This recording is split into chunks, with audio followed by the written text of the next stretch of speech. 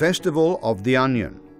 The Festival of the Onion constitutes the principal activity to give value and attention for the local produce, through which one aims to make the most of a very important product in the local tradition.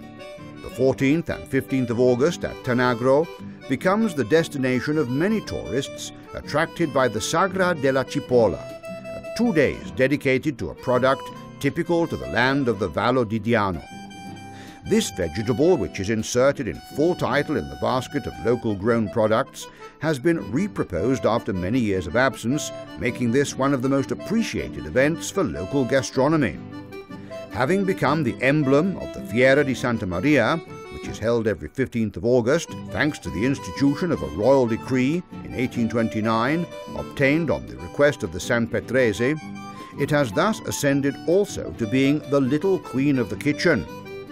During the Sagra dedicated to it by the Pro Loco, which handles its preparation in exquisite dishes served on terracotta plates, which cause its delicate sweet flavor to be appreciated. These succulent dishes are accompanied by a good red wine produced by the Pro Loco, with the grapes of the locality Tempe and Pastena.